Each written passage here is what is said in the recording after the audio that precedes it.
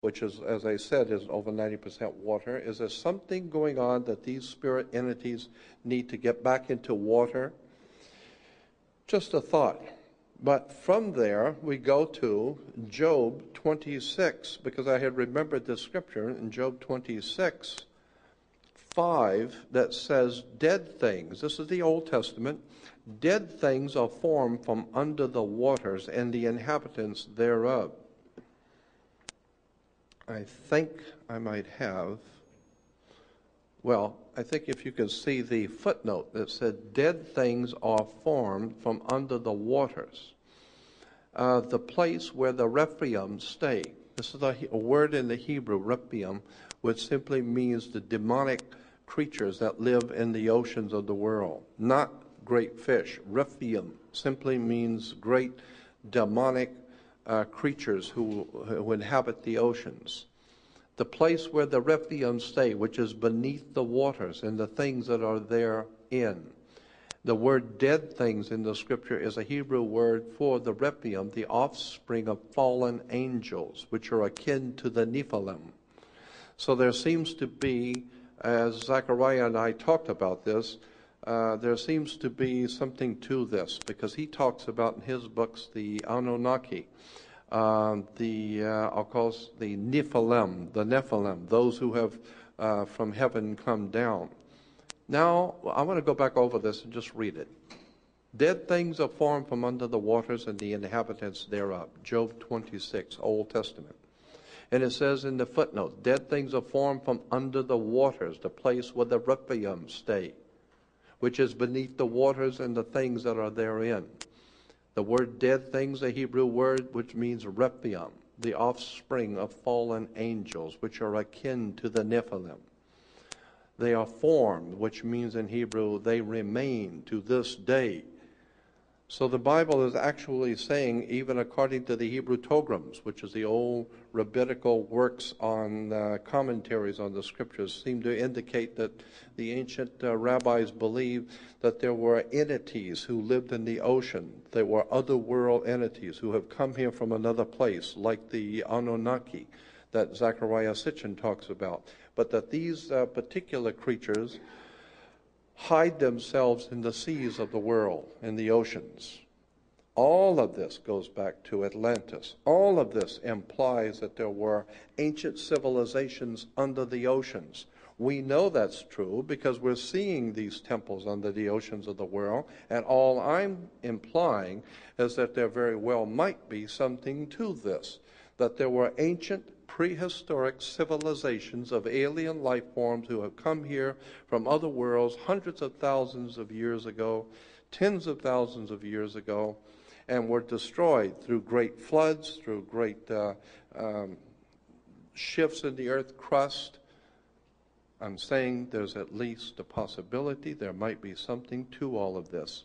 And the implication is quite simple. If I am right, and if there is a modicum of truth in this, they may still be out there today. We may still be dealing with the Rephaim, the Nephilim, or those in the ancient Hebrew tradition, the gods who came here from another time and another place. The word, incidentally, I don't know if you know this, but when you read in the scriptures about how the demons are cast into the abyss, or the devil comes out of the abyss, or whatever. There's all many different scriptures in the Bible talking about the demons who live in the abyss, or who come out of the abyss, or demons that are cast into the abyss. The abyss means water. So when you hear about the demons cast into the abyss, it means aqua, it means water. Actually, there was a motion picture made not too long ago called The Abyss. And in that movie, The Abyss, was about under the oceans. Ultimately, the divers in this diving submarine they hit something and their life is now in danger. They can't come up and they're going to die. And all of a sudden, entities from another world, entities, come to save them. And instead of bringing them to the surface, they take them deeper down into a city at the bottoms of the ocean. Well, even George Lucas, with his Star Wars has that silly-looking creature running around with the long ears, and it dives into the ocean, remember, and everyone dives with him, and they go down into this underwater city. There are many, many different movies have been made about underwater cities that are created by the Nephilim, or gods from another world. I'm just saying there's too much smoke not to be a fire. I'm suspecting there may be something to all of this.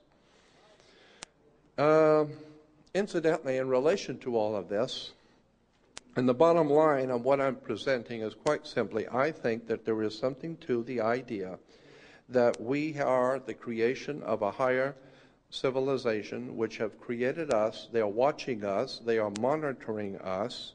I think that this is what the alien abductions might be all about.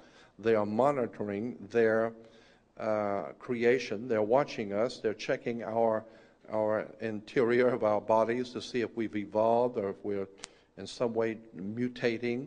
And so I believe there's something to this going on. I think we're being watched by our masters. Now, but in Genesis 4, there's an interesting story that's caused a lot of discussion too, about Adam and Eve have two sons, Cain and Abel. And we're told that Cain kills his brother, Abel. In chapter 4, it goes on to say, and Cain talked with his brother Abel, and it came to pass that when they were in the field, that Cain rose up against Abel, his brother, and slew him. The story in the Bible, many of you know, is that how Cain and Abel were the first two sons of Adam and Eve. So we got four people in the garden, or in this particular area. We have the first male and female, Adam and Eve, who are told to redo the earth again, replenish it. And so the first try at replenishing the earth, they have two sons, Cain and Abel. But then Cain, typical of humans, kills his brother. Now he's got problems. Cain has to deal with the Creator who didn't give him permission to go kill his brother. And so when God, or the gods, discover that Cain has killed his brother, we're talking about now only three people on the earth. Adam and Eve, Cain and Abel. Cain kills Abel. Now we got Adam and Eve and Cain. But then in the scripture, after that, we are told in Genesis 4 that when God finds out that Cain has killed his brother, interesting scripture here, I think. It says in Genesis 4:13, and Cain said unto the Lord, my punishment is greater than I can bear. Behold, thou hast driven me out this day from the face of the earth, and from thy face shall I be hid. And I shall be a fugitive and a vagabond in the earth. And it shall come to pass that every one that findeth me shall slay me. And the Lord said, therefore, whosoever slayeth Cain, vengeance shall be taken upon him sevenfold. And the Lord set a mark upon Cain, lest anyone finding him should kill him. And Cain went out from that presence of the Lord and dwelt in the land of Nod. The point I'm making here is that Cain is afraid to be sent out of the garden or the protected area, because he says that everyone out there that will find me will kill me. He thinks there's somebody out there. I mean, God said there's Adam and Eve and the first couple, and Cain has said, no, don't send me out there because they're going to get me if I go out there. Now he actually has God believing there's somebody out there. Because God said, okay, I'll put a mark on you so that anyone out there finding you won't kill you. What are you talking about? People outside the garden? Yes. Hundreds of thousands of people, maybe millions of people. This was an experiment.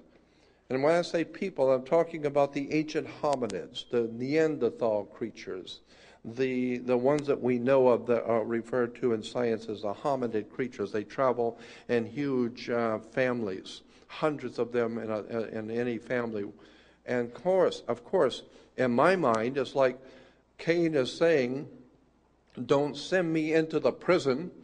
Don't send me out there with all the grown men, just a teenager, I'm a sitting duck. Don't send me out there. I'll be killed. And so